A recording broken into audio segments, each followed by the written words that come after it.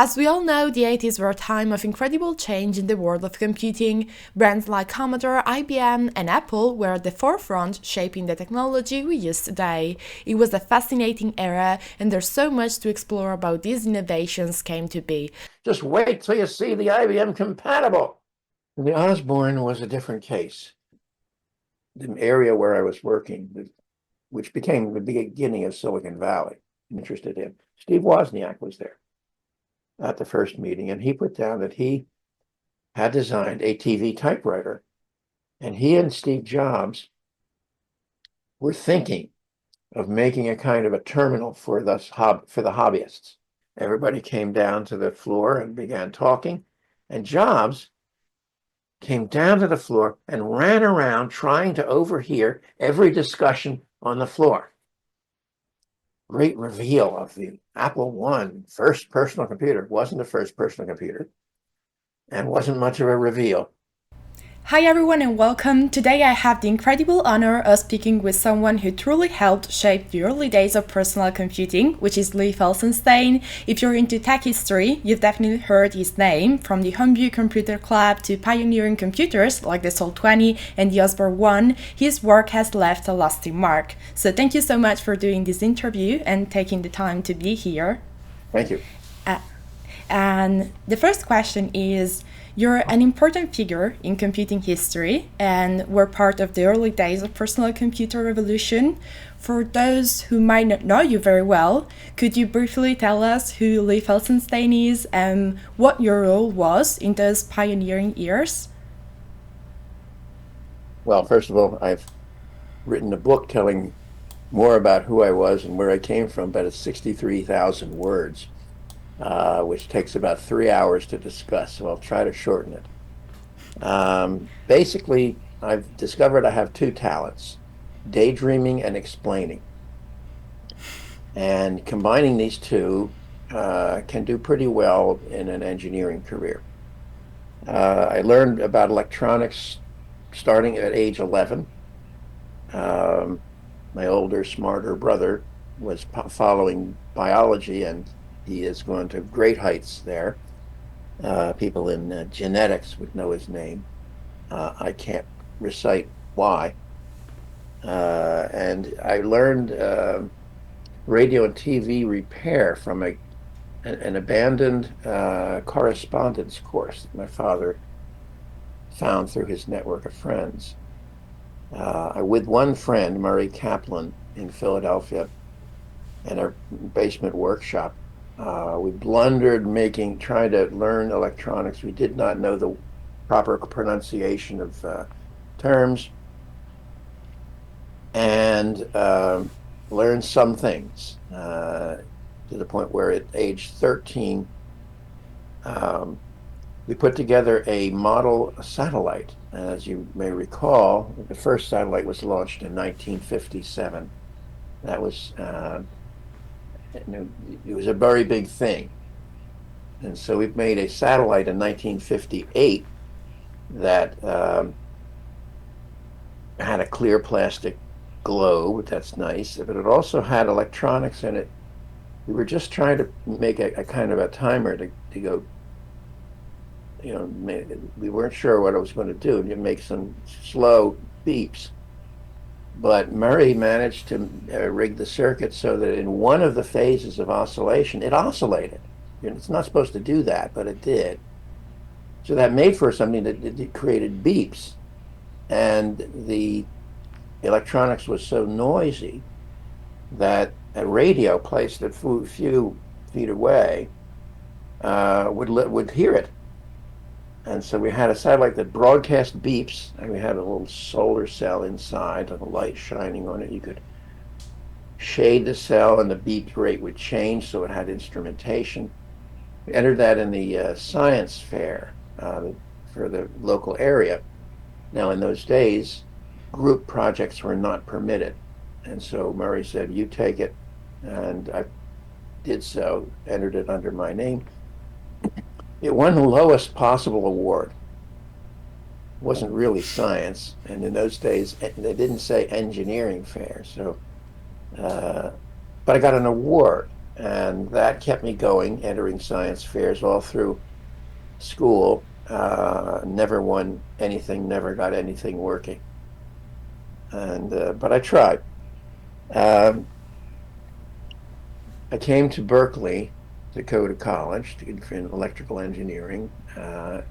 And again, it's a long story, but um, at Berkeley in 1964, we had what I consider to be a very small revolution, the free speech movement.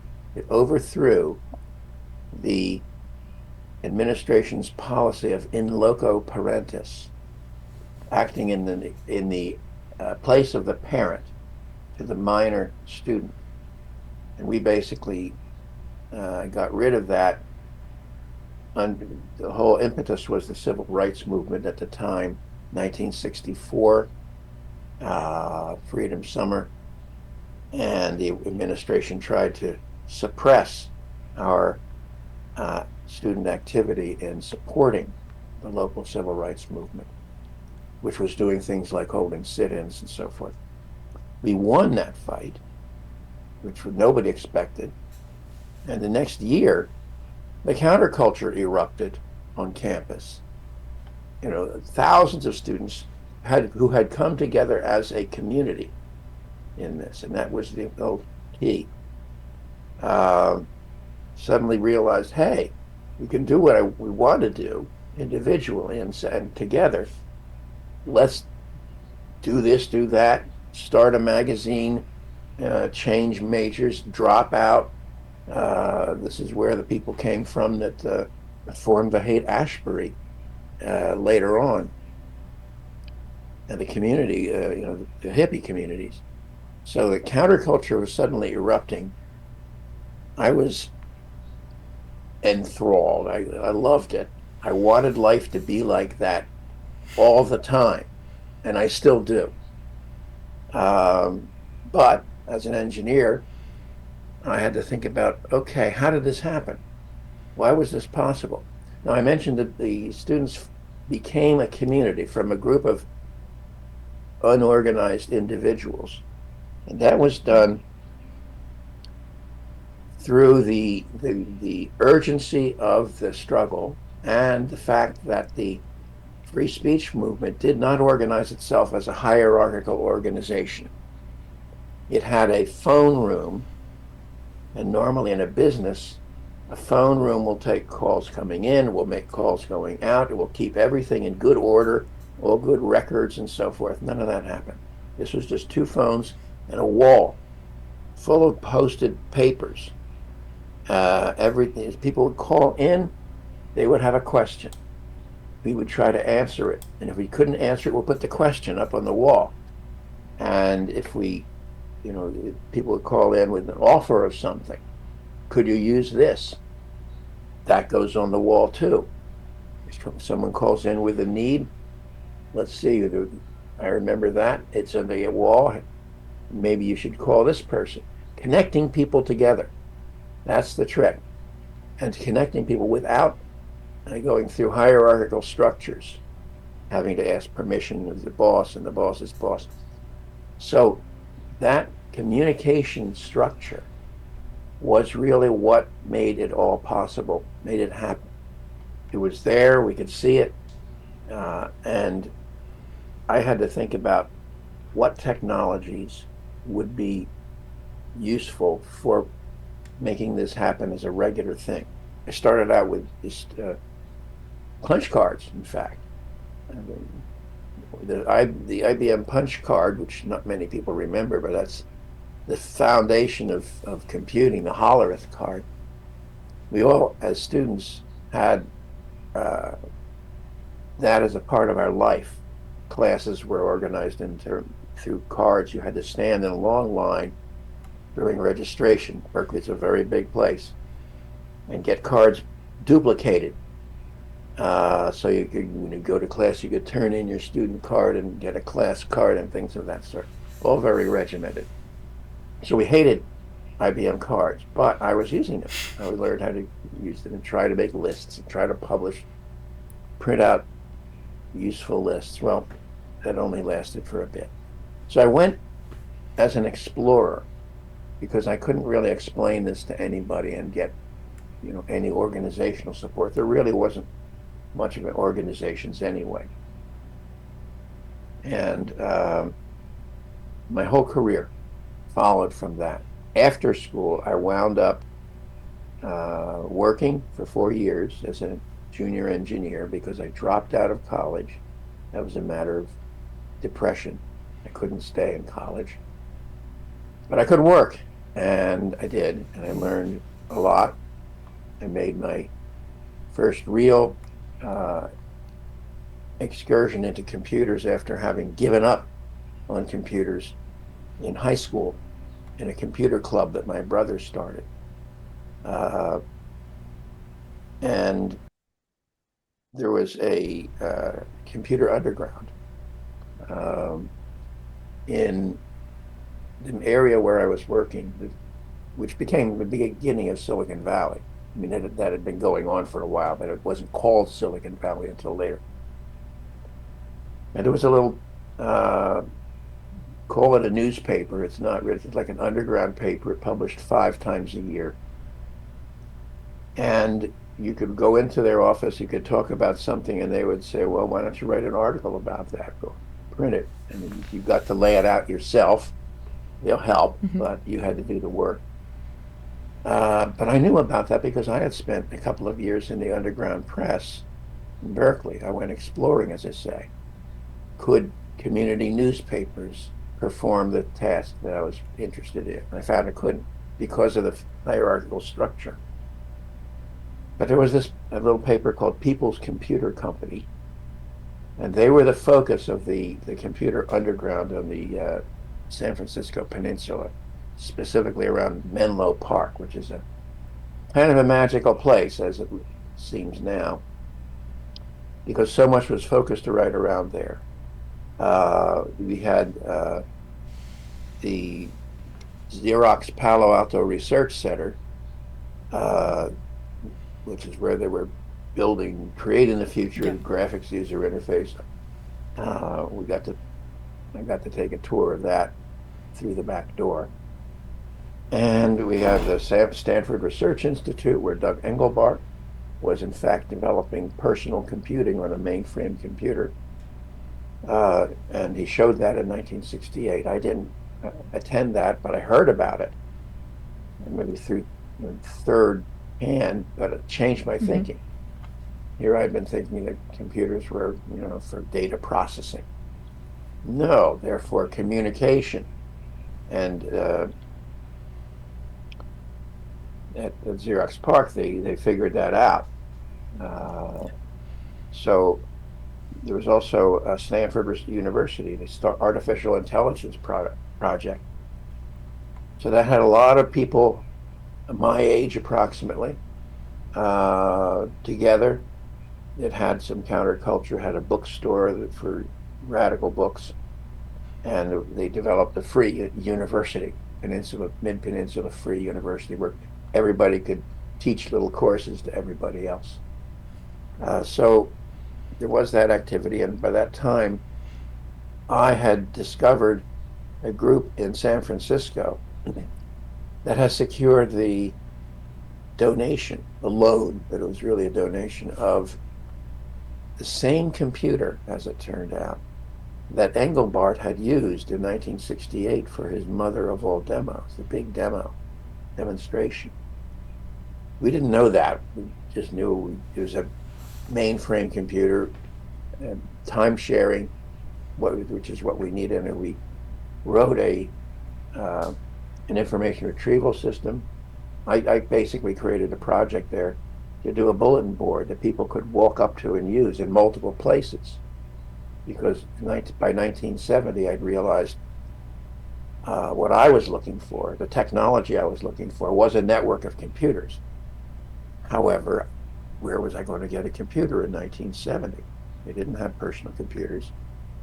On the other hand, I was programming a mini computer, which would fit on a tabletop, and being paid for that, as well as connecting all kinds of electronics to it. So Um, I was very lucky to be where I was at the time that I was.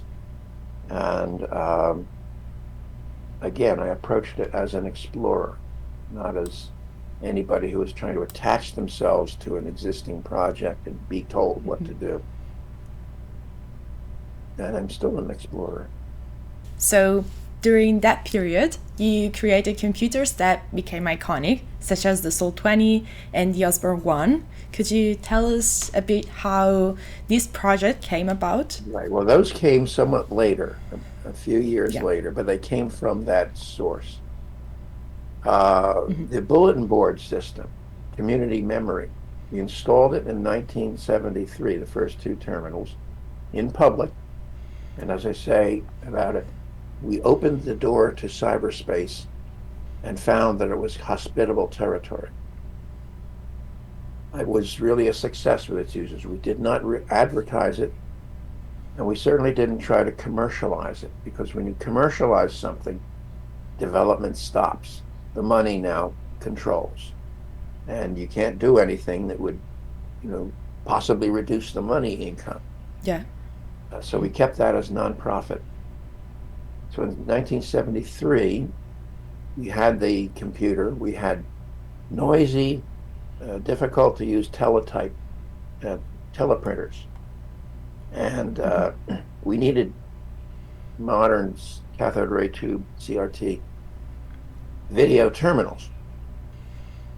At that time, in 1973, an article appeared in the hobbyist press: build a TV typewriter. You type on a keyboard and it'll put up letters and numbers on your TV screen. A lot of people got enthusiastic about that. Now, you had to write in to get the plan, send them $2, and they thought 20 people would do that. This was a magazine. 10,000 people did it. Now, they didn't all make it go, because it was a very difficult project to do technically. But I knew at that time something was happening. It wasn't suitable for the uses we had for it, but I talked with its designer, Don Lancaster, and found out what he had done and not done and what might be done. And he told me the next one he's going to do would use random access memory, which was newly available chips with the ability to access things randomly. He was using sequential access memory, little shift registers, bucket brigades that would march the data through, and it would go around in a circle, and you had to wait until the data came by before you could do anything with it, change it. That made it slow, and also made, so therefore you couldn't put graphics on the screen or anything. But random access memory can be accessed as fast as a processor could do it. Now, we didn't really have processors, so I designed what I called the Tom Swift terminal. And I came up with a design that pretty much amounts to a personal computer. It started with a memory card, and then it had a display adapter, and it had a keyboard adapter, which also included the serial line. And so this would work together as a terminal with no processor. And I worked out an engineering specification exactly saying what needed to be done by the electronics to do this. But I knew also that it could go into a form factor, physical structure that the mini computers were starting to use, like the PDP-8, and be expandable so it could have a processor come along when they were cheap enough. In 1974, the Intel 8080 processor cost $350. That's all I knew about it. I didn't realize you could go to the company and make a deal for reject chips, which is what MITS did, the company that produced the Altair. They got theirs for $75. But considering today's price is $75, and certainly in cheaper dollars in those days, was pretty expensive. So I realized that in the future, so I planned for the future, and it made it expandable. And so I published this spec. I ran it off on my desktop publishing mimeograph duplicator, because that's what you used in those days. and sold it to the people in the computer underground for 25 cents. So I published it. Mm-hmm. That was 1974. At the end of 1974, the Altair was announced. And by that time, I was renting a garage with a fellow named Bob Marsh, whom I had known vaguely in school. And he had a source of fine walnut wood planks of a certain size from Wisconsin. And he wanted to make a product around them. So it was the wood that he was interested in. And he thought maybe a digital clock or something. Well, the Altair was published, and he came running to me with it and said, "Look at this. There's nothing inside that box. You're supposed to, you just have a processor card and a memory card. There's no input output. There's no way to get any information in or out except through the switches and lights on the front panel. We can make boards that plug in there and do it." So I provided engineering assistance. I didn't really join the company, but it was in the garage that we shared. And it grew to 12 people in a small garage. And I helped engineer the products. And finally, he came to me and said, "We will pay you to design the Tom Swift terminal, but you must do it our way." That became a plug-in board, video display module, VDM1. And that's where I took everything that I had learned from the previous year and put in the specification and put it into a board that would fit into the Altair on the S100 bus. We were just starting to call it that. And that made a window on memory. It was random access memory.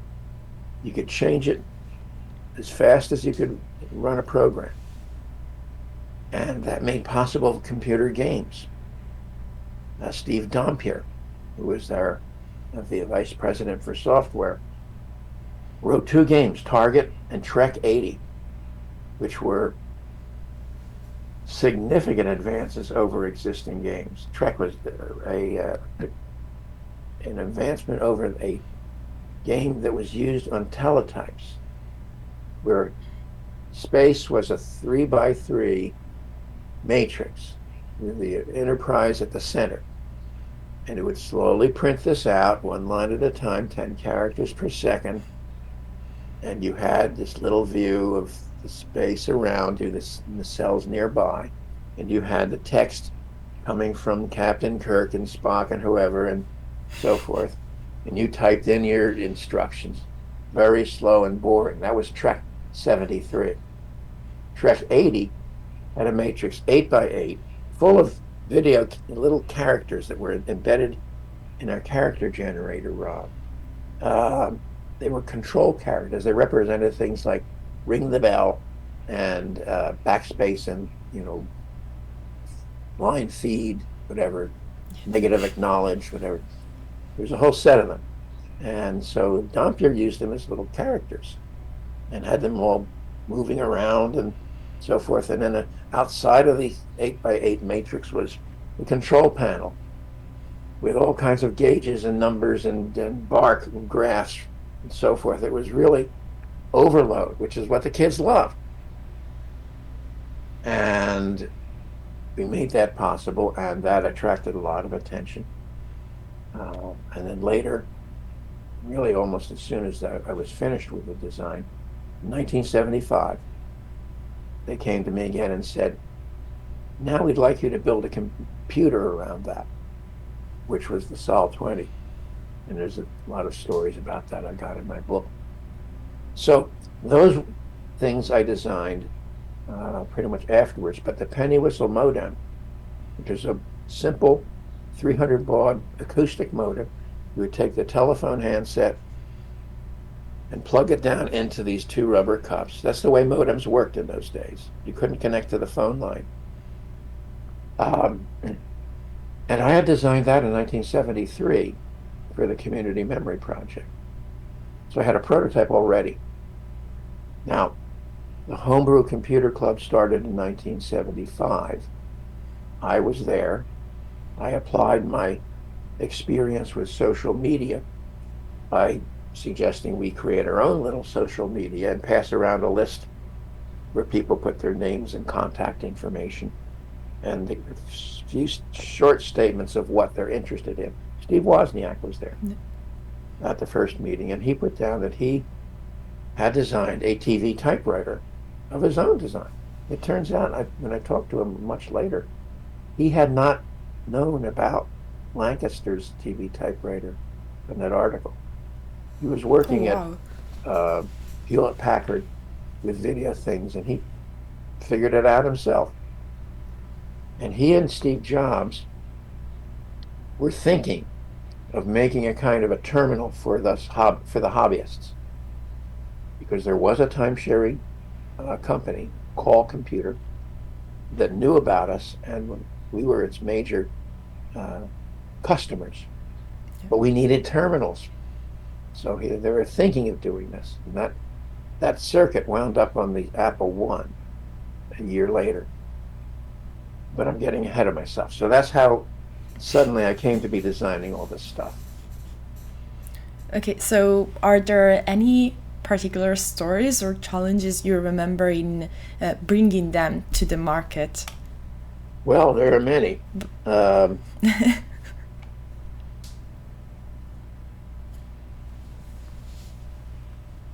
The Sol terminal computer, there's a word terminal in there, because the technical editor of Popular Electronics magazine, Les Solomon, that's where the name came from, was apparently negotiated with some other company to do an article on an intelligent terminal. And those negotiations did not go well. So he contacted Processor Technology, which was the company that Bob Marsh had founded and I was helping with, and said, if you can design an intelligent terminal, we will put it on the cover of the magazine. Okay. Well, an intelligent terminal is really just a little computer with a terminal as part of it. It can't do very much. It's used for mashing up data on large data processing systems. They wouldn't have sold many of them.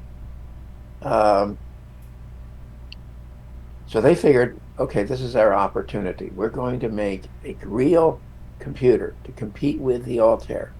But we're not going to tell Les Solomon this, because MITS is the biggest advertiser in Popular Electronics. And so obviously to them, Popular Electronics would put the kibosh on it, would suppress it. Yeah. They didn't want to be fostering competition to their advertising. Well, they knew nothing about publishing. And so when I was able to deliver a working prototype, we made one attempt that didn't work, but they sent me back with the working one. Les Solomon began to say, wait a minute, there's an S100 connector in here. What's preventing me from plugging in a board with more memory and ROM and running BASIC? And I said, I was under instructions not to let the secret out, but I couldn't do anything else. I said, well, beats me. I don't know. Then he got very interested in who they were going to advertise with, which I knew nothing about, but I knew better than to talk about it at all. And so finally I said, oh, I don't know. I don't know. So the big secret plot to get their product on the market and get around the suppression they assumed that Popular Electronics would imply disappeared. It was wonderful for the magazine. Now they had two advertisers. They had competition. And so that went forward. We have the Homebrew Club meeting 2 times a month. No, it's every 2 weeks. And in 1977, remember, it started in 1975 with 30 people in a garage. It gradually grew, not gradually, quite rapidly grew. By the third meeting, we were filling an auditorium in a small private school. And it was being led by a fellow named Gordon French. He was the owner of the house with a garage. And we had an important demo. Steve Dompier, who was the vice president for engineering, the vice president for software of processor technology, had made a discovery. He had an Altair. And of course, the Altair had no connection for a terminal. You had to enter everything through the switches, observe them in the lights of each byte of memory, and figure out what bits had to go in where. In other words, you had to do all the software assembly process, converting your whatever mnemonics into binary bits. You had to do that by hand on paper. Steve was the kind of guy who would work at something until he got it done obsessively. And he did. He was trying a program which would do simple sorts. You have a batch of random data, and the sort program would sort it out into the proper numerical order. So it would run through the data and sort it out. Now, Steve was a pilot also. He had a pilot's license. And he had a weather radio, which is one that operates on approximately the same band as FM broadcast. But there's not all this broadcast stuff going on. It's mostly just listening. And he had that operating. And as he was doing his sort, he could hear it go zip, zip, zip, zip in a repetitive sort. And he said the sort is causing this somehow. And the reason why he's hearing zip, zip, rising tones was because he knew that the sort was going through the list of numbers, and the list of numbers was getting shorter because they were being sorted and put somewhere else. So the loop that operated that was getting shorter and faster. And that created an audio tone through the noise, the electrical noise, analog noise that the computer was making. And so it had this other output channel, audio through noise and a radio. And he turned that into a music program. Took him 30 hours of straight work to do it. He had some sheet music, Fool on the Hill. He programmed that up into a file, for commanding the particular notes, and he brought it there to the Homebrew Club. He did not tell us what it was. So he set up his Altair. He had to enter the program by hand, and nobody knew what was going on. He kept saying, wait a minute, wait. Somebody knocked his plug out of the wall. He had to start over again. He got it done. He said, wait, listen, wait. And he pushed the run button.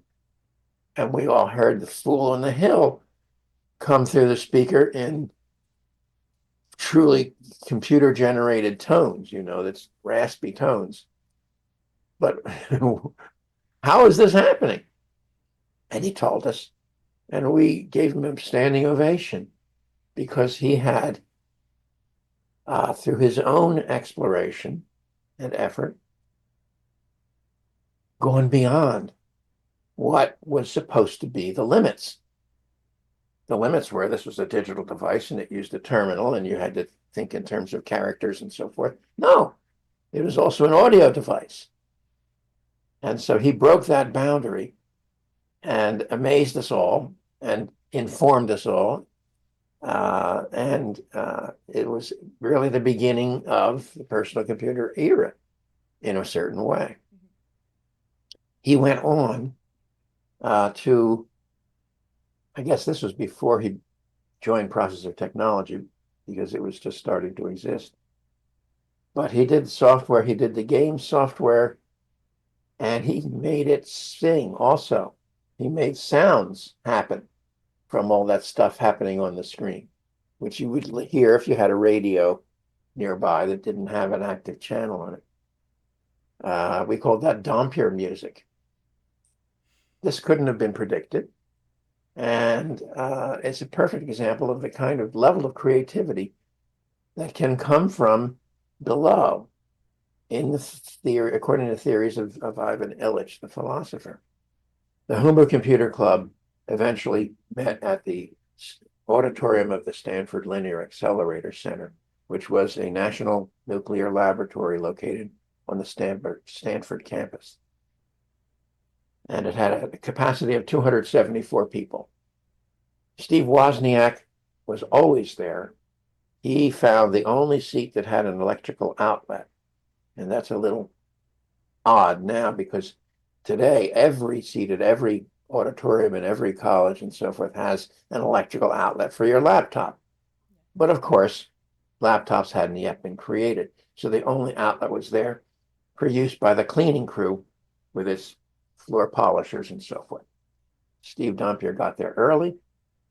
He had two high school friends, Chris Espinosa and Randy Wigginton, who went on to careers at Apple. And they were always there. And he was working on the Apple I, on the Apple Basic, ROM Basic. And he was getting a lot of help from the people who were there. And that's how we worked. We helped each other. Nobody was saying, oh, no, I'm not going to tell you because that's secret, because that's proprietary. Yeah. None of us could get anything done without help from the others. And that grew and grew. In 1977, the list of the mailing list, and you had to be at the meeting to get on the mailing list, was 350 people. Oh, nice. In 1978, we displayed the mailing list by unrolling a teletype roll of paper across the entire stage. It was 3,500. So it was very clear that people were coming through the meeting. They weren't staying there. They were meeting the people they needed to meet, making the connections. Now, what I didn't say was we had the mapping session first, where people would identify themselves and say what they're interested in, and everybody could see who this person was and make note of the fact whether they wanted to talk to them or not. Then the second half of the meeting was random access, like in a random access memory. Everybody would come down to the floor of the auditorium, mix and talk. You got a chance to spend half the meeting talking with the person you now knew that you wanted to talk with. And so that was my contribution to the structure of the meeting. And my other contribution was to prevent people from giving a long speech. And they think, now's my chance. I'm going to talk about my product idea and, all of, where it's going and where it came from and so forth and so on. My job was to put a stop to that. I used the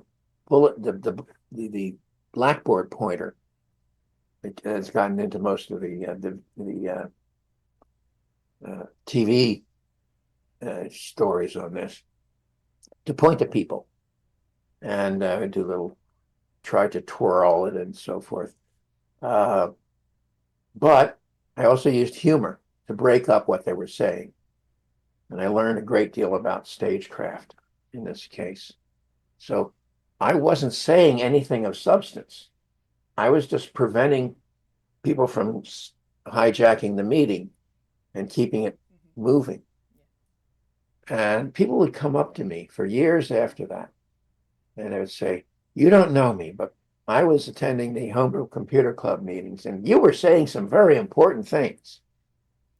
And I would first say, no, I wasn't saying anything. It was all of you who were saying things.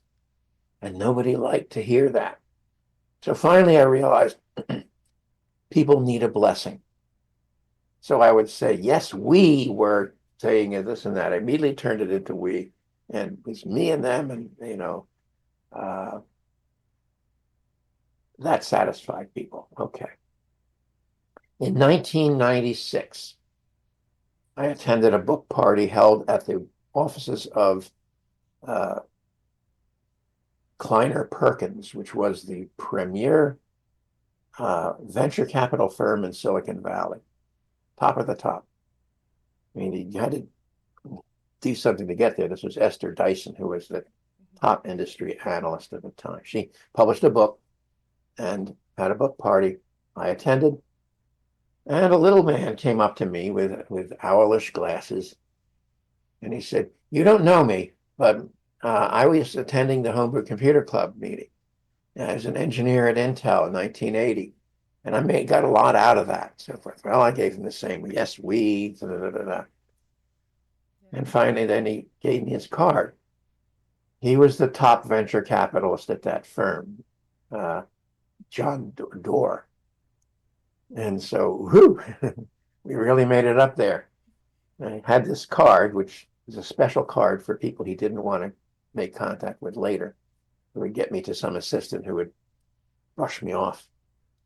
But the Homebrew Club had its effect. I didn't ask him for details of what connections he made. A lot of that would have been proprietary information, I suppose. So the Homebrew Computer Club had its most important effect up until about 1981 or two. That's when the IBM PC came out, and everything changed in the personal computer industry. With IBM's blessing and their adoption of our methodology of open source, of sharing information, publishing the schematics, publishing the code of the ROM, something we never thought IBM would do. We thought IBM was going to try to pull their tricks of somehow suppressing us, which they had done with other companies that had tried to make equipment that plugged into their computers. And so they adopted our approach. And interestingly enough, today, IBM is a software company that writes software for Linux computers. As we know, Linux is the real apotheosis, the ultimate expression of open source. So open source has been keeping IBM alive for many years now. So we have had our revenge upon what was the bête noire, the black beast of the industry, the one who would clear away all obstacles. By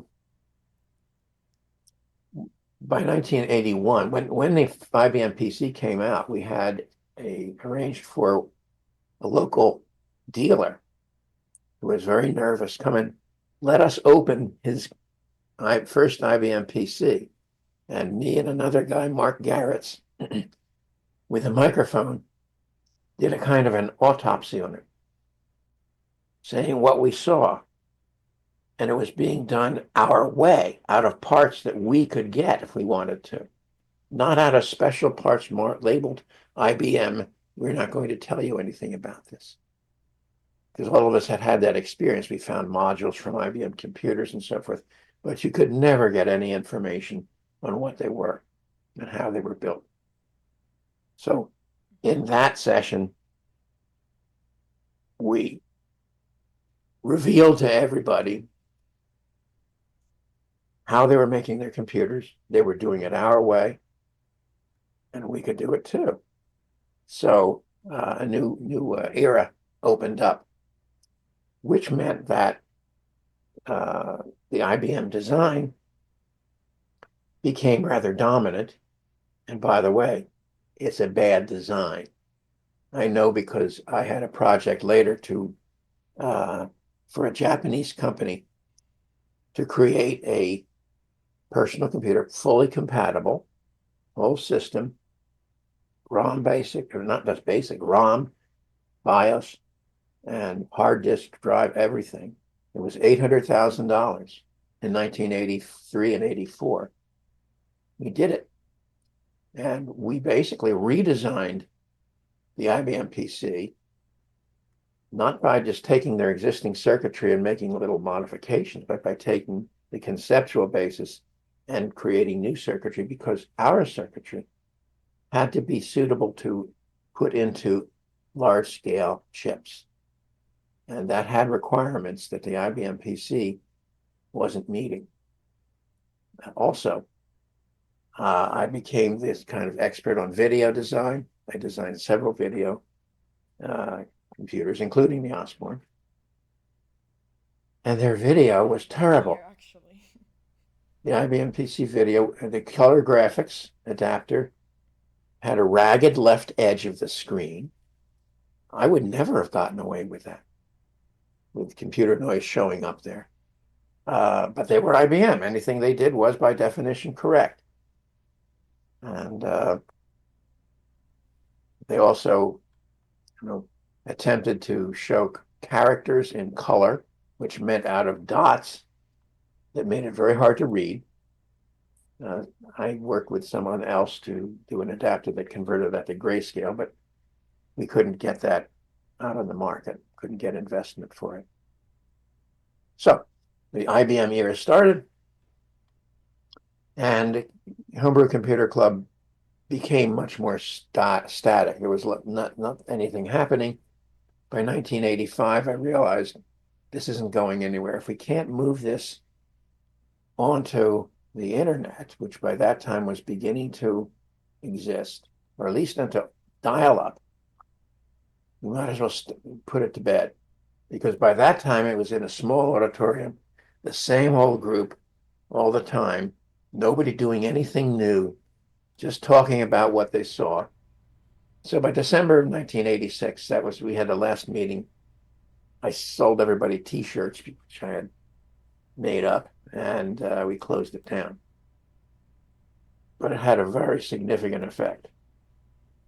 So many key figures in modern computing emerged from the Homebrew Computer Club. As you said before, Steve Wozniak and Steve Jobs of Apple, who attended these meetings. And in your opinion, what allowed a group of enthusiasts like them to become pioneers of a global industry? Was it mainly the shared passion or the desire to share knowledge, or was there something else fundamental? Well, this gets to the question of why personal computers. What are they to people? And not just how they're made. Now, it started from a small underground of people who were really kind of obsessed with having a computer, because just think of all you could do with it. Nobody really put together all you could do. But we were holding potluck dinners. You brought your own food, bought food to share, at this community computer center where the kids could use teletypes and time sharing to do games every week. In 1973, and I was attending,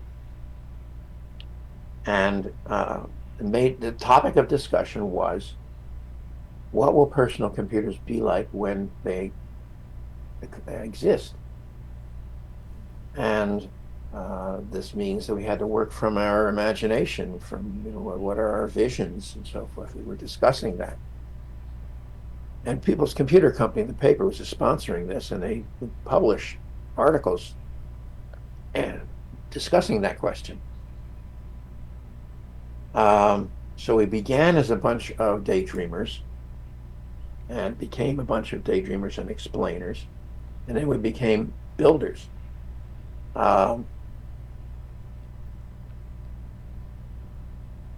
first outbreak of personal computers was, as I say, the TV typewriter in 1973. Keyboard, your TV is the screen, and 10,000 people sent in their $2 for plans, overwhelming them. Why? Well, it was allowing ordinary people who didn't have to be part of any organization, didn't have to be qualified in any way, to become intimately familiar with two technologies, digital technology and video. And everybody knew these were the big, important technologies that were just beginning to hit us at that time. So that was the attraction. Get your fingers into the technology. Whether you made something finally work was of secondary importance. You tried, you built things, you learned, you helped each other, you taught each other. And again, you couldn't do that without that mutual assistance. Yeah. That's very important, very powerful. And that was the impelling factor with the Homebrew Computer Club. Finally, there was a computer defined for us. And finally, we could get our hands on it. So everybody needed to build from there. And as I say, Wozniak was there from the first meeting. Um, and he was working towards the Apple I. It doesn't take much to realize that if you can get the processor chip, and in 1975, in the fall of 75, there was an electronics show in San Francisco, and the company that was made the first 6502 chip was giving them out for $25 each. With the specifications, have fun. And so Wozniak got one, and it was very clear from that if you put that together with some RAM and some ROM and some I/O circuitry, you could make, and those chips were also available from the same company. You could make a computer, and he wanted a computer. He's been very explicit about that. He was trying to build his own computer from age, I don't know, 12 or something, 15.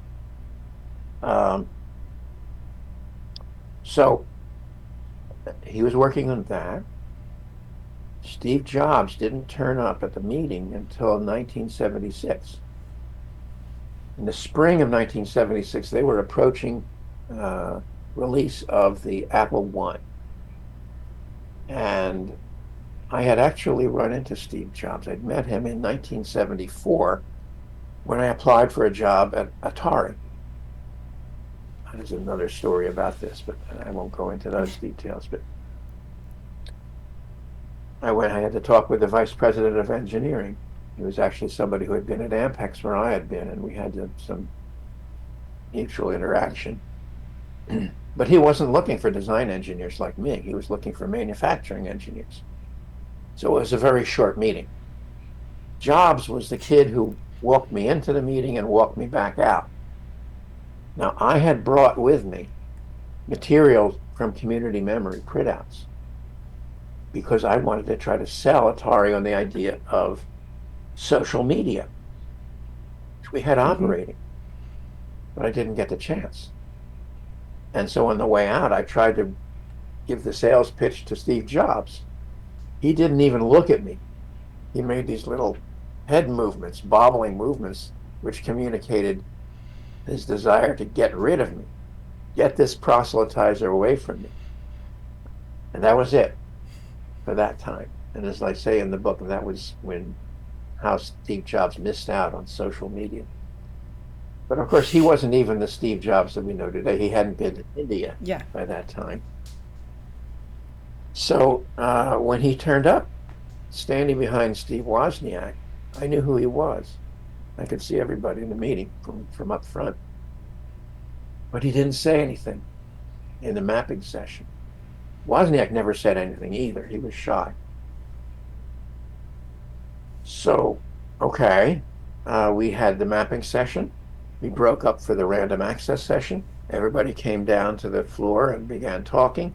And Jobs came down to the floor and ran around trying to overhear every discussion on the floor. And I think he did that twice. That is to say, he came to 2 meetings and did it each time.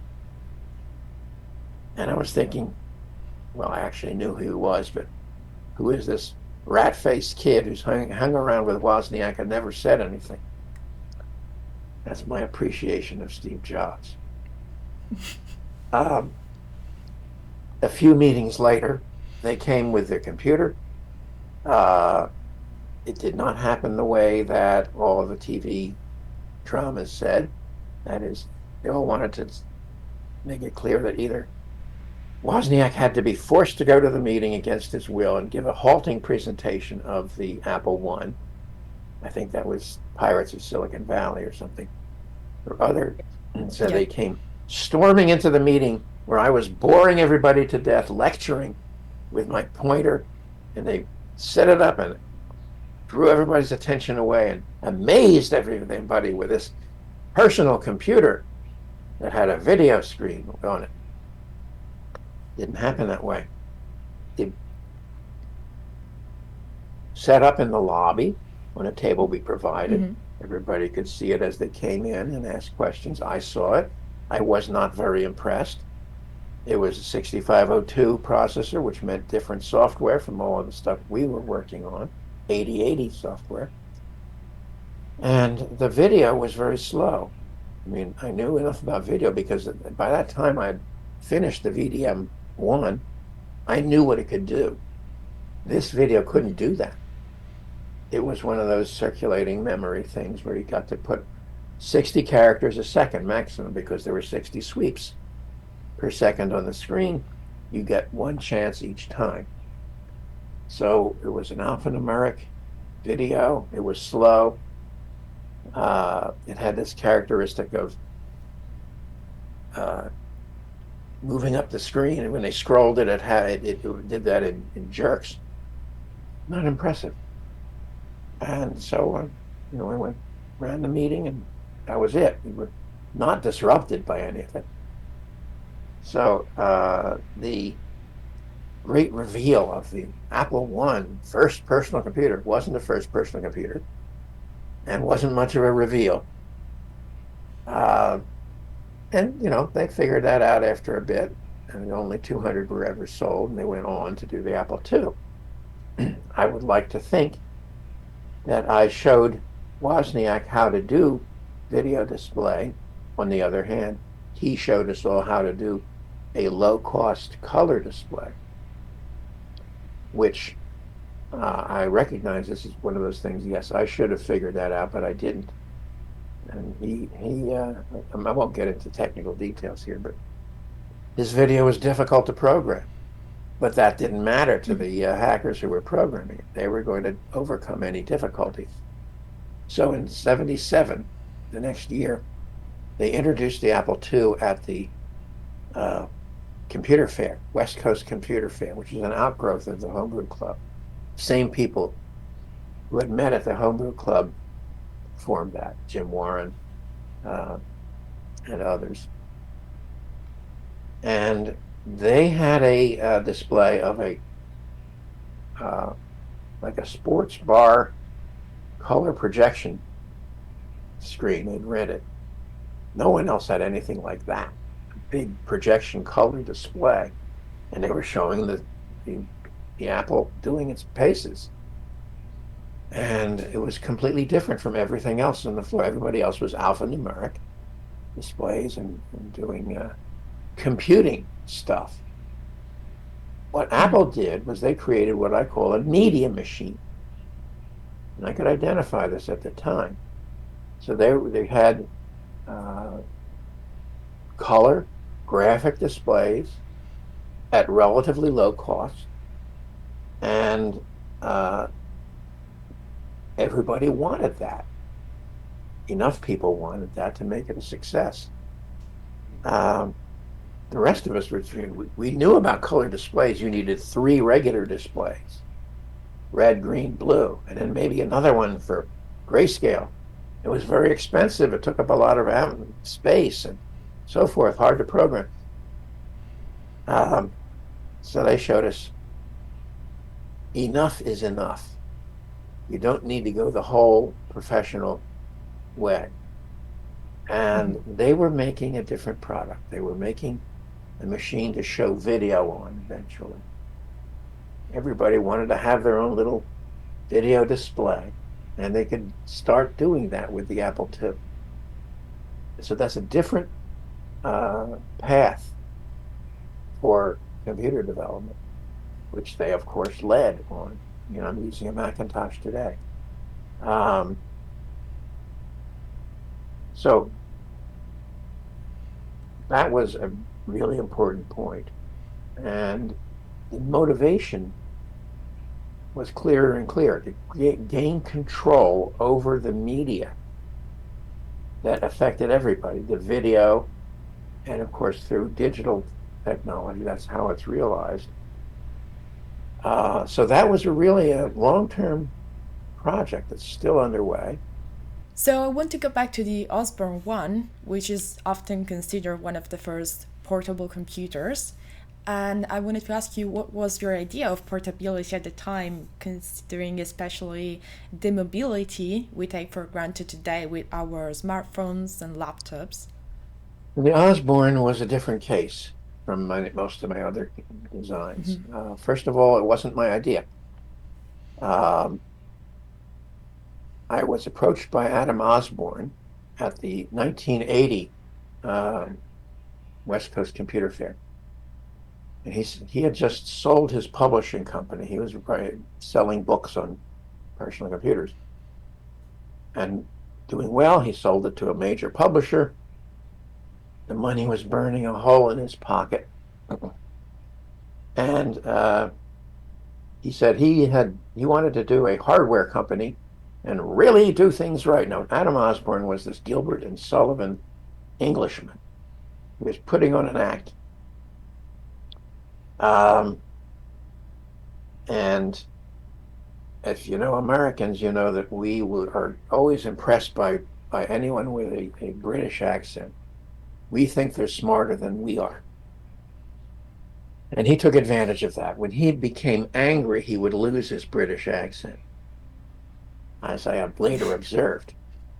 Okay, so here's this guy. I mean, I'm going broke because processor technology shut down unexpectedly. My money stream ended, and there I was in 1980. I needed something to do that paid money. But here's Adam saying, hardware company. Hey, that's me. I'm hardware. So we began talking about products. He wanted me to propose some products, and I had some ideas and prototypes. Then he said, I figured out what we're going to do. And he drew on a grid paper because he couldn't draw very well the outlines of exactly what the Osborne was. It would have two floppy disks, standard size. It would have a 5-inch display screen. It would have a keyboard that would fold up, and it would also have pockets in it that could store floppy diskettes. Now, I later learned that this design had been created by a fellow named Blair Newman, um, who was a little kind of crazy guy. He's a little schizophrenic, I suppose. His mind ran in all directions at once, but he was very intelligent and focused. So he was working with Trip Hawkins, who was a fellow who went on to, not a crazy guy. He had a long career with 3DO, I think, in games. But they were both marketing consultants at Apple in 1978. And they worked out this design. It would be a CP/M computer using a Z80, and completely off the path of whatever Apple was doing. But it would be collapsible, I'll put it that way, and have a handle on it. You could carry it. It's portable, therefore. And it would what they did not have as part of the idea was the pockets. That was what Adam Osborne added. He added the idea that you could store the diskettes in the case. So when you had that case closed, you knew you had everything you needed, and you didn't need to plug anything together. You just opened it up and used it. And that was a pretty good marketing concept. Steve Jobs, when presented with this idea, threw it out and told him to get back to work. In a way, I couldn't possibly have expected Apple to adopt it because, again, different processor, different software, different market.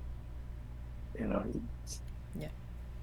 bright new ideas don't often have all of it what it takes to go. Okay, so the idea for this product was floating around the industry, and Adam was part of a poker group of a number of people, including Chuck Peddle, who was the designer of the 6502. And I talked to Chuck later. I asked him, was Adam introduced to this idea through that group? And he said, well, it was around. It was around the industry. Wasn't going to tell us exactly what happened with Adam. But I'm convinced that through Adam's connections, he came across this. He said he waited for somebody to do something with it, and nobody did. So he decided he would do something with it.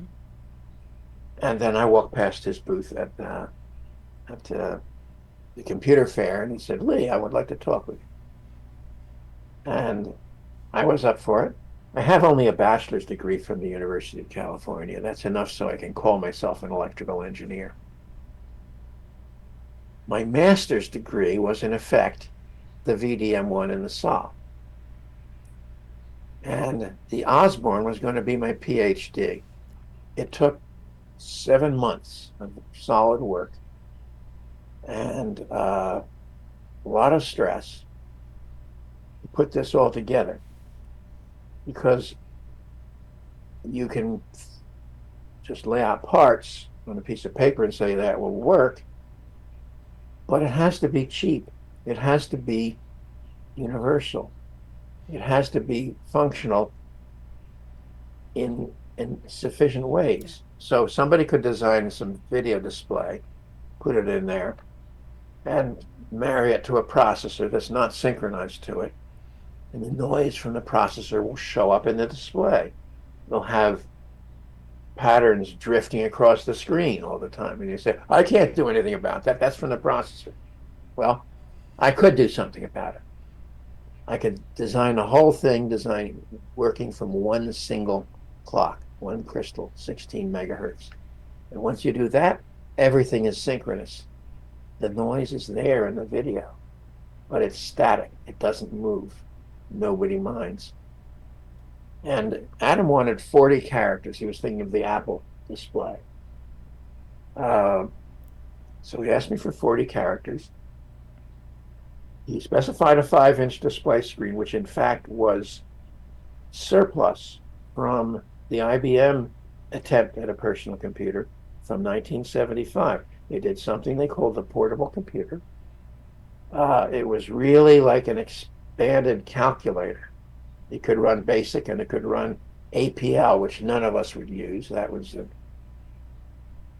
a language that I guess IBM decided you needed to know. And it used these little 5-inch cathode ray tube monitors. And 3 companies, major companies, had produced and tooled monitors that could screw right in.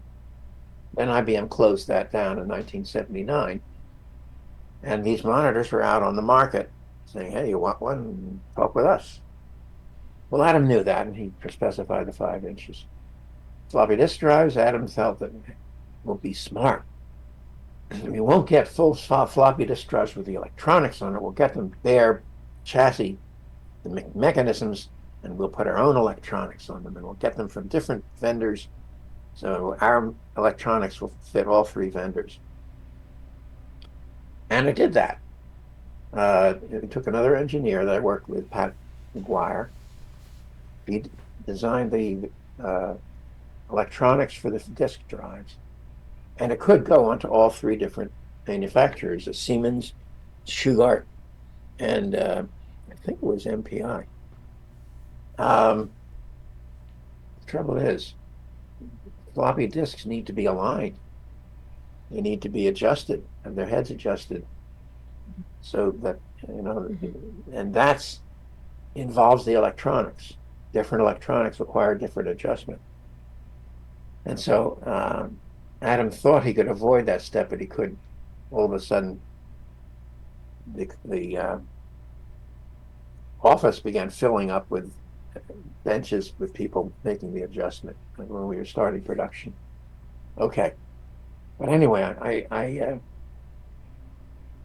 put together a design that used, say, Motorola peripheral chips for a serial and for a parallel chip and we used a counter chip internally for part of the video. I did not use a video chip. I figured out how to use the refresh signal from the processor. The processor had this signal saying, now is the time for you to refresh dynamic memory. I'm not going to do anything during this memory access.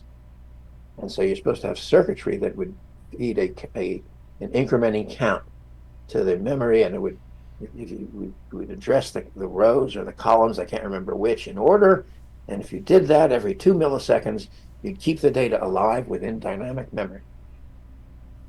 And so I figured, wait, I can use this time to refresh the screen. And I did so.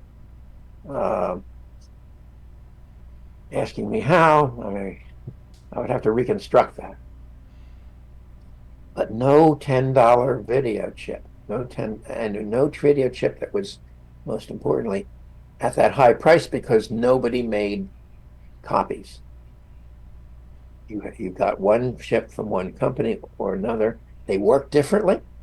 So when you designed it into your circuit, you were stuck with it. And you had to pay what that company wanted. But without such a chip, we're not in that problem. So the Osborne was relatively inexpensive to build for what you got. And we got it together. We started in, I think, July of 1980. I had a contract to get a little money plus a big part of the company. I was they call a founding director. I had founder's stock, which I could sell to other shareholders if I wanted. And I did later.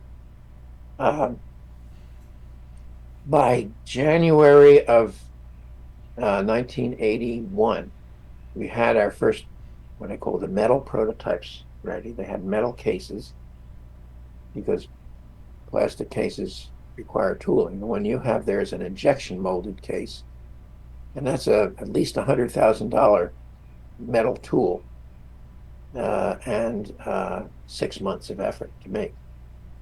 So we started with a different case called a vacuum form case. That's the kind of brown case, much cheaper to start, and long technical discussions there, which I'll not give you now. But we had to deliver by the end of June of 1981 because Adam had made a bet with Bill Godbout, one of his poker partners. He was a local surplus dealer who was getting into personal computer stuff. And we allowed Adam to win that bet. He shipped out 10 units to a store in the trunk of a car. We made the delivery. They came back the next day because they needed to be fixed. The wiring, But Adam didn't have to pay. Won the bet. And the company got put together rather haphazardly. Adam certainly gave the impression that he had a very high impression of himself. And I think he may be one of those people who did not, but faked it. Sort of more of a showman. And not very good technically, not very good at organizing a company. And so the company grew in less than an ideal, efficient fashion, put it that way. So I could tell various stories there that would go on for hours and hours. But at least people bought the computer. And it went on until September of 1983, when everything caught up with it, and they were introducing the Executive, which was his second Osborne, which took a lot longer to get ready. Somebody else did the design. And I can perhaps take some blame for that, for not being a very active design supervisor, but I presume that if I had done that, the guy would have said, "You are so interested, you design it, I've quit." So, that didn't happen. He was allowed to do his work. We had a Dutch uh, vice president of engineering who said, this fellow, he is like a little bulldozer. He goes at his own pace, but where he has been is absolutely flat.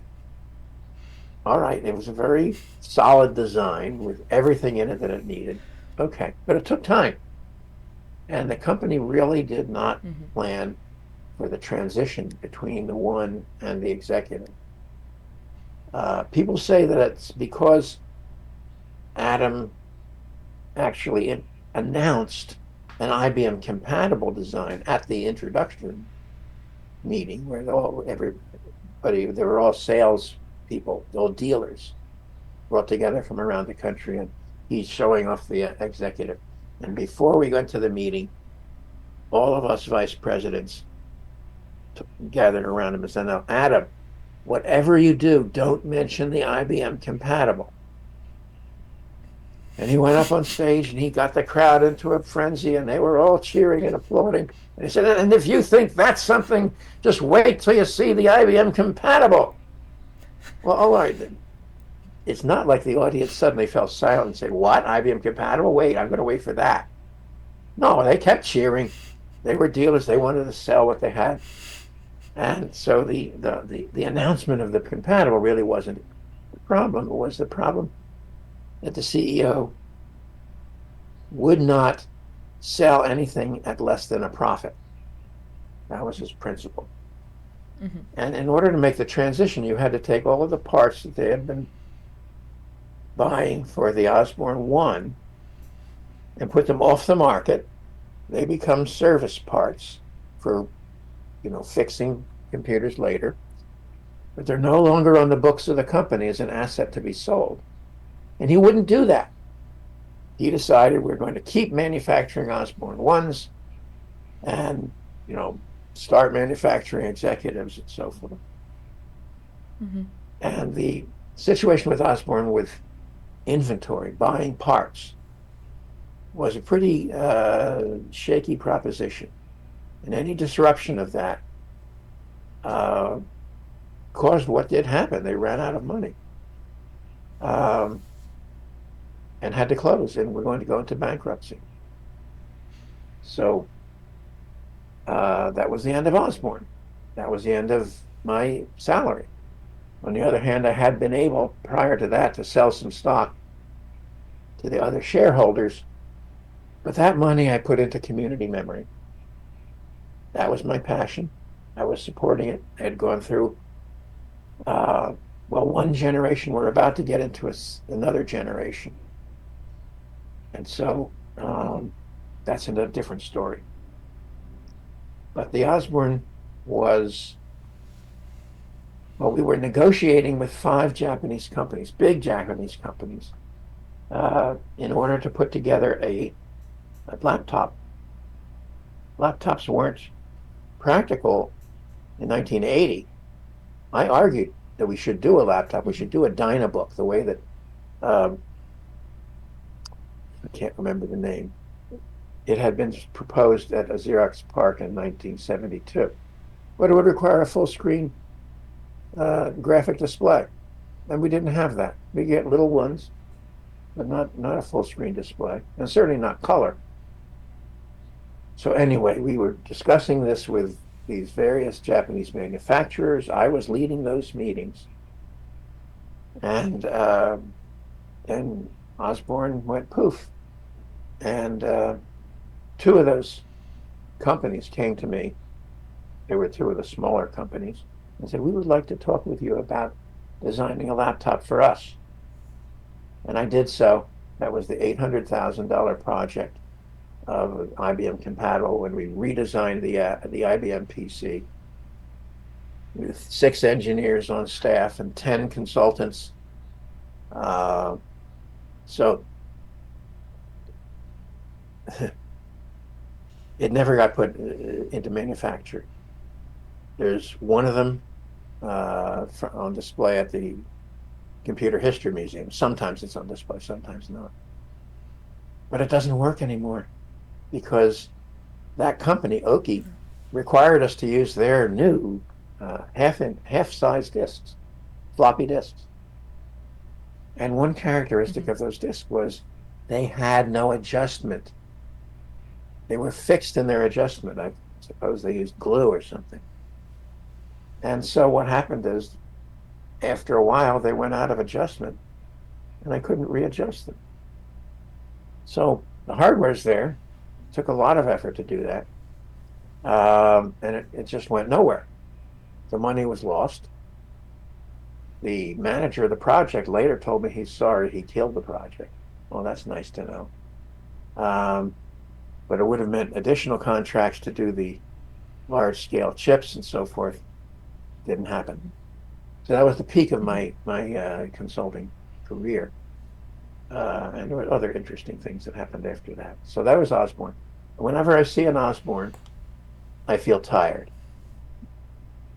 because that was my PhD project in effect. And oh, that took it out of me. So, looking back to the 80s, what seemed to you to be the most important moments or most significant innovations in personal computing that truly changed the world of technology as we know it today? In the 80s, a lot happened. Um, Yeah. the We mentioned the Homebrew Club and the unveiling of the IBM PC internals. Uh, that was a change. After that, everything was different. Everything had to Mhm. be focused around the IBM PC. Um, Software development continued, and I think it was 1980 that VisiCalc was introduced for the Apple II, and it wasn't the same year, but the founding Lotus 123 for the IBM PC, because like so many other personal computer companies, the software arts, it was the software arts, it was something else. Uh, the company that did VisiCalc could not get themselves organized to deal with IBM. Um, Mhm. they were going to do a better one for Apple, and so forth. Um, and so that was their peak. And they gradually uh, disappeared, and Lotus uh, got the IBM market. But that application, the spreadsheet, was, as is I think generally recognized, the killer app, the one that finally justified personal computers. Prior to that, when somebody asked, "What are you using your personal computer for?" it was usually, "Well, I plan to use it for keeping recipes from my wife and doing my checkbook, but I haven't got that worked out yet." Nobody had an application that they really needed. Now, one thing that happened in the 80s was that communication application of BBS systems, bulletin board systems, developed with Ward Christensen leading the way. And they became very, very widespread because you didn't need the internet. You didn't have the internet then. You had the phone system, but the modems past the penny whistle could dial out. They would were connected directly to the phone line. That became permissible. And so the little, you know, Commodore computers and so forth could could dial out through a modem, a DC Hayes modem, and reach others. And people developed the software for networking that way. I think that was really significant because it got people in the habit of the lateral communication that I was always in search of, um, based on personal computers, low cost. And it, it realized part of my dream, only part, but definitely more than I could do. And then they also developed various models for free software. Now, free means different things. You know, there's free like free beer or free like freedom. It's more like freedom than free beer, um, because you can't make much money selling free beer. Um, but different things like shareware, experiments in marketing were made, and a market began to develop for that became the GNU market later. I mean, in the 80s still. So the GCC, the GNU C compiler, the work of what's his name? I'll think of the name, but the guy who basically led the charge for free software, who felt everything should be free, but also a group set up called the Little Garden. It was an ISP in the Bay Area, and it had a lot of very good people on it and running it. And they supported free software, but it cost money. And everybody needed that support, and we're willing to pay the money for it. It wasn't too much. And so they showed how you could support free software with paid for support when it was needed. And they made good money at that. And went on to other careers. So the social media continued to develop. We started the second system of community memory in 1984. Steve Wozniak gave us a donation that was crucial for that. And so we opened in 4 locations in Berkeley at grocery stores, and we did a later third system. That was the first was from 1984 to 1989, and then from 1990 to 1992, we implemented a third system, which is really quite modern in its design because it used the client-server architecture. We used bottom-level, no-name PC clones with a single floppy disk for booting up. That's what they were originally designed for. And monochrome display. Hardly anything else in there except a memory card and some serial communication card. And it was talking, we created our own packet system. We created a text browser that ran on this PC. So when you were doing the keyboard work, it wasn't going down the line. It was local. It was on the screen. What you saw was what you got.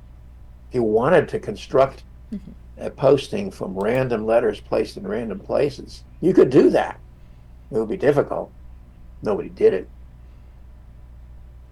But it was a future architecture with a browser and with a server that was there just to send packets of data out and take them in. So technically, that was quite an advancement. And we put it in, I think we had 10 places, 10 installations. It included 2 laundromats. It's a very good place for those because people have to wait there with nothing to do. And we also put a coin box on it, but we never turned it on. The idea was that to avoid spam, which we were getting in the second system, we were going to charge a quarter to post an item. But we never got to try that. There was electronics that had to go into the box. There was software needed to be done for it. And there was the whole problem of servicing the coin boxes. But we got that far. By that time, we were out of the 80s into the 90s. So there was a great deal of things happening in the 80s, centered around generally the PC architecture, but also Unix. And we had, of course, Linux begin. I think they started in the 80s, but I'm not sure. I probably, a very active period. I mean, I might talk about revolution, and it was the computer revolution. Well, in the area of politics and social revolution, like 1964, that was the big year. Also, 1968 was a big year internationally. And then there was the 70s. And everybody got the impression that nothing happened in the 70s. Everything happened in the 70s as a result of what had happened in the 60s. Like I say, personal computers and much more. So in the case of our computer revolution, started in the 70s, That was the sudden emergence of personal computers. But then in the 80s, that's when it got built, when all of the innovation occurred and development and growth. But nobody was really, well, that's not true. There were magazines and so forth that made a lot of money talking about it and running ads. Some of these ads made their monthly magazine that was, centimeters thick. Um, so that something is clearly happening there. Yeah. And in that pioneering period of the 70s, 80s, what were the relationships like between small, innovative companies and the already established large companies? Was more of a spirit of collaboration or competition? The relationship between small and large companies, it was like oil and water. They didn't ever mix. Large companies bought small companies, but the founders of those small companies, which is where the creativity was, would leave because they had money now. Why should they stay working for this big company? So they wound up buying Yeah. sort of hollow technology without the people that had innovated it. Um, Entrepreneurs, who are people who pursue an idea, want to implement an idea in public. They are not necessarily after the money. This has been proven experimentally. Um, they don't like to live in companies. They want to define their own environment, and so the oil keeps separating from the water. Even it can try to put it together, but it doesn't stay together. So what I try to do is to keep developing what I feel ought to be developed, what ought to be in existence, and that to Yeah. me is the social media. In fact, at the advanced age of 80, I am about to start the software development of version 4 of Community Memory, which is quite different from the earlier versions because so much has changed since then. We knew there would be problems of identity. How do you define the identity of a person and secure that?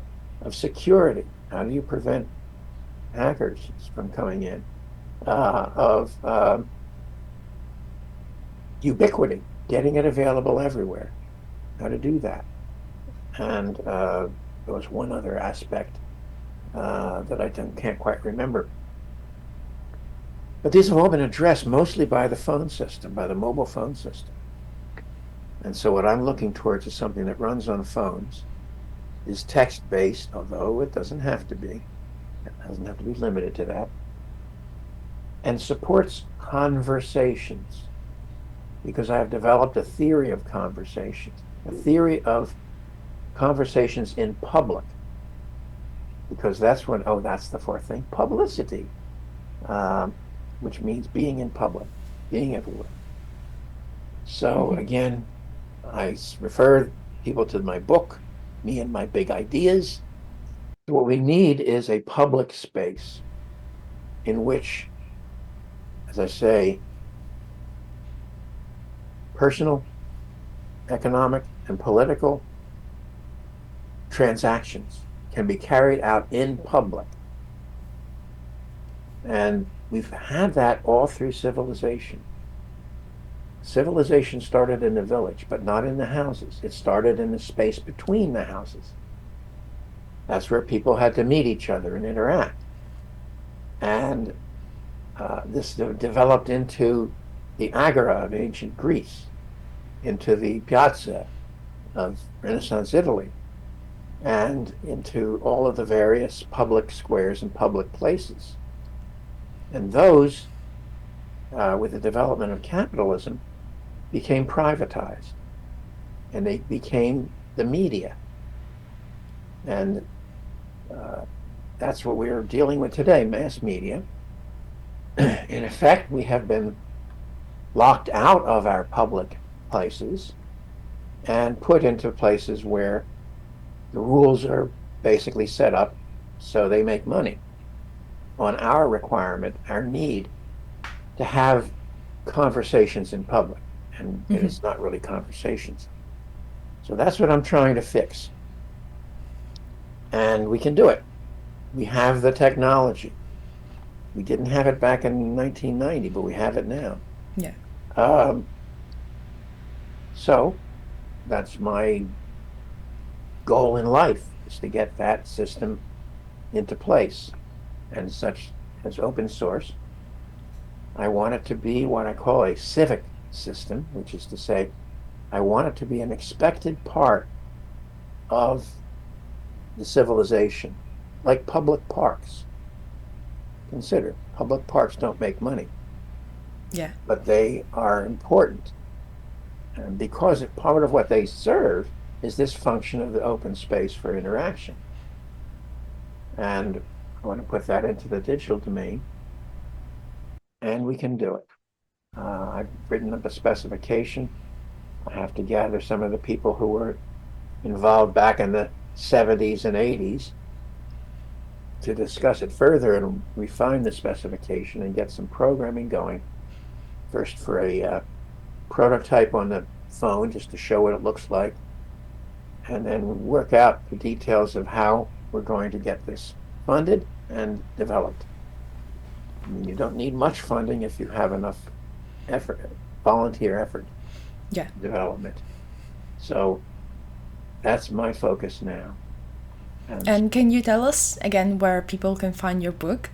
oh, well, the book is Hmm. available on Amazon and Apple. Apple has iBooks, just Okay. and Amazon has it both in paperback and in Kindle digital. And there is a supplier mainly for bookstores. It hasn't had many orders yet called Ingram Spark, but that's again, if it's a big order for bookstores, they'll ship on a consignment, et cetera, et cetera. Don't worry about that. But Amazon is the primary thing. One of the last questions is, are there any emerging technologies today that remind you, in terms of potential for change or challenges they present, of the excitement and the ferment that existed in the computing industry in the 80s? Well, first of all, I don't feel there's any future. There's a future in artificial intelligence, but it's not one that I want to be involved with. In the book, I call it artificial stupidity. And that's because it does not deal in ideas. Computer has no way, no concept of ideas. But what it can do is what one of my fellow students in high school did. He had no confidence that he could ever come up with the right answer. So every test that we were given, he was frantically polling everybody next to him. What's your answer? What's your answer? What's your answer? And he would put together some kind of average answer. Now that's not learning, and that's not intelligence. Um, but that's what artificial intelligence does with the large language models. And it does really terrible things like invents facts out of thin Mm-hmm. air. And its primary directive is to please its user. Now, artificial intelligence will have a major effect on all of the work that is done that is uh, BS, as we say, and that nobody cares about, nobody's interested in, it just passes by you.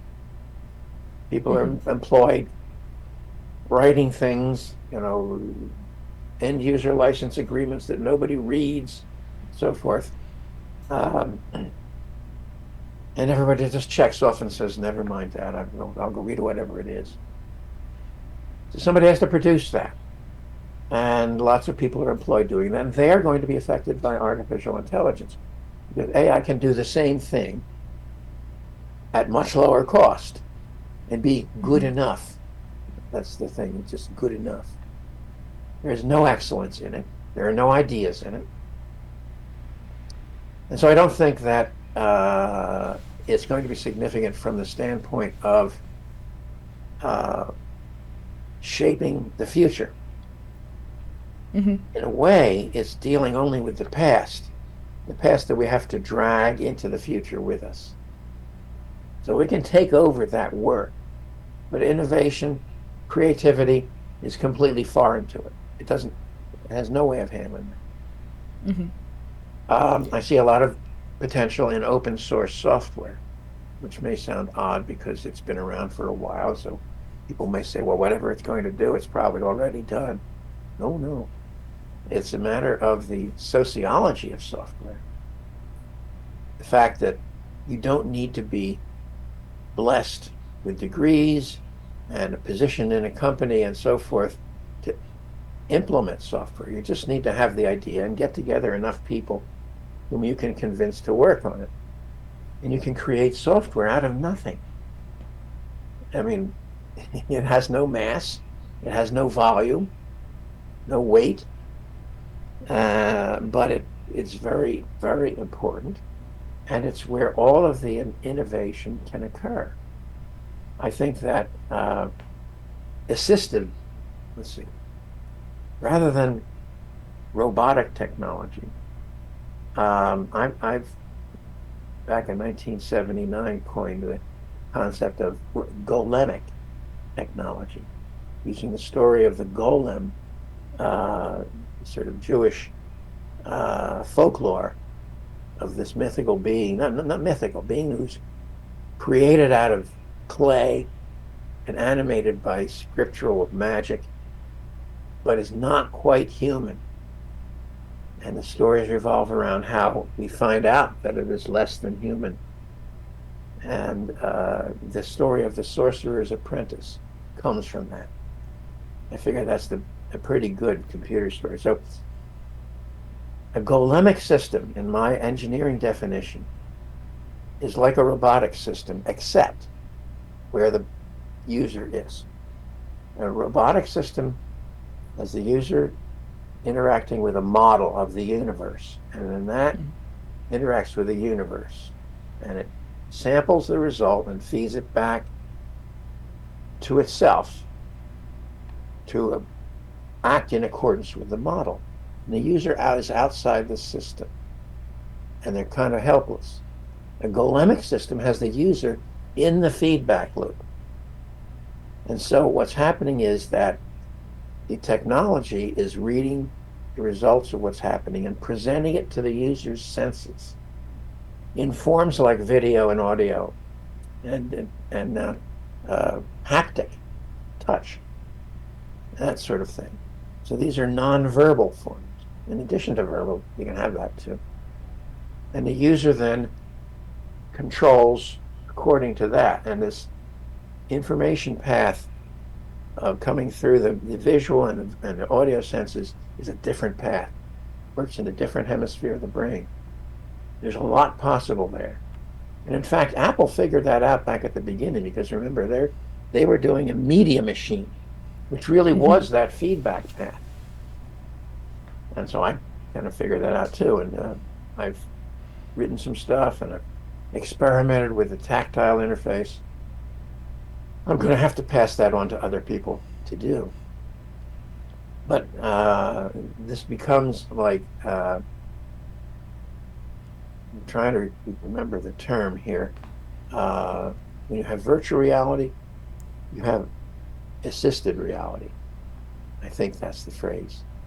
So there's one that's been developed by Jerry Ellsworth, very important person. Tilt 5, I think, is her company. She's doing it as a game system now. It's all about games. But she figured out, she takes laser projectors, color laser projectors, mounts them on glasses pointing outward. So they project out into the world. Now, what do they hit? They place a screen out there with retroreflective coating. It's called Scotch-Brite. It's the stuff they have on highway signs that makes it glow with the headlights. no matter what direction your headlight's coming from, it sends the light right back in the direction it came. And so this reflective coating sends the image back to the eyes. And you have a stereo image out there wherever this sheet is. So you can extend your virtual universe out into the physical universe, and it's all yours. Nobody else can see this. I think there's a great deal of potential there. Yeah. Jury is going to put it into, make it into games, which is probably a very intelligent thing to do because there's money in games. Everybody knows that. But it's more than that, because what I've decided from the lesson from personal computers is play is where the action is. If work is to become play, then tools must become toys. Well, we've been making tools into toys for that reason, because play is the motivating factor. Now everybody says, "Oh, I'm an adult. I don't play, on the tennis court or something." No, that's not true. We do it all the time. You're human. And the success of personal computing has been to the extent that it engages with the user's sense of play. So I'll put that there. It's, again, explained in much more detail in the book. But we're being serious about play. And that's where the future lies, as far as I'm concerned. We get there through involving kids, young people. I started at age 11, and I've been doing some experiments with some education or learning systems that's convinced me that age 11 is when it starts. The brain's sufficiently together so that they can interact for the kind of time it takes. And so I'm interested in starting kids in engaging with computers at age 11 and go on the rest of their lives. So I'm exploring with the visual, tactile interactions, how that's possible. And there's a great deal to be discovered there. So I'm very hopeful about that. But the big companies, they're going to lag behind by years and years. And they'll have their sort of version of what you should be using with a lot of money behind it, but it's years behind what's being developed and people are playing with. So the kids are always going to be ahead. And that's where the effort should go. So finally, thinking back to your beginnings in the world of computing, if you could give one piece of advice to the young Lee Felsenstein based on everything you've learned, what would you tell him? Well, first of all, ask for help from your peers and from people who are more educated than you are. Everyone likes to be a helper. You want to make that as easy as possible for you. I didn't ask for help. I was afraid to ask for help because it would be revealing that I didn't know things. Well, that just makes the other people feel better, as it turns out. And so my development was very slow, and I'd like to say, well, I could have amounted to something. Well, I did amount to something, of course. But in our high school computer club, started in 1959 by my older brother, I was dragged in and said, "Here, look at these books from the 1940s. Look at these diagrams that only engineers can understand because they don't include any information. Can you make those work?" Well, I couldn't say no to him. So I tried. And I didn't do very well because we had some very fundamental misunderstandings about what a signal was, and about what happens when you close a switch. More things happen than you think. And there were plenty of people in Philadelphia, which is where this was, as the center of the computer industry at the time, who could have helped. And if we'd had a faculty advisor who was worth it, we did not. We had other people. That faculty advisor would have said, look, you know where the information is.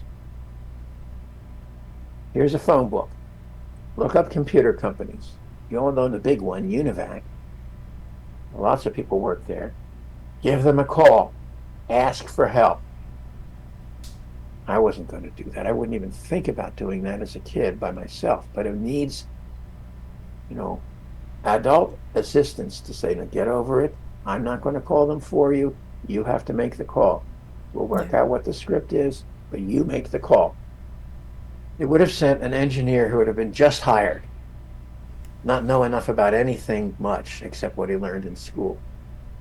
And he would have come in and said, wait a minute, you guys are feeding this circuitry signals that are just random. And here's why, and here's how we can show that, and so forth. And here's what you do. Take one of the circuits you've developed, your flip-flop circuit, which is a fundamental element of memory, really. And here's how you hook that up so you can make a clean signal out of it. And finally, you'll be working with ones that go, signals that go from 0 to 1, and don't go back and forth, and stay there, and then they go back to 0 when you let go of the button. If we'd had that, we could have made more progress then. But we didn't, and I decided I'm not going to have anything to do with computers, and that lasted for 10 years. Fortunately, I got, over it. On the other hand, 10 years is a long time, and we want to be able to, make as much progress as we can. So asking for help is actually a favor for the person you're asking. And if they think it isn't, they're the wrong person. Ask someone else. I'm always very flattered when somebody asks me for help. I'll help them because it makes me feel good, it makes me feel superior. I'm giving them knowledge that I've got, and so forth. That's a major suggestion I have for kids. And the other one is stay focused on what you're doing, which I didn't do when I was young. So I let all kinds of projects that I started and never finished. I finished a few of them. Well, to stay focused and ask questions, because you will run into problems and you have to ask questions to get around them. Don't consider that revealing that you don't know something is a problem. It is not. So it's as fundamental as that. What you do it with, I'll put it this way. There is a big maker movement that exists that supports young people literally playing with technology, putting together things they're not qualified to put together so they can eventually become qualified.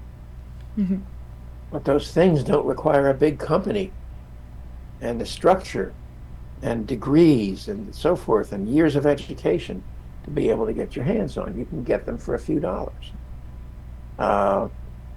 So that, which is what's called the open hardware movement, in addition to open software movement, is something you should definitely investigate. Look at the various maker events that you can find and explore. Do like I did. Keep exploring. That's all I can say for advice. Thank you so much for sharing your experience and thoughts. It's been a pleasure to hear your perspective firsthand. And also to everyone watching, I hope you enjoyed this conversation as much as I did. Make sure to check Lee Felsenstein's new book and see you in the next video.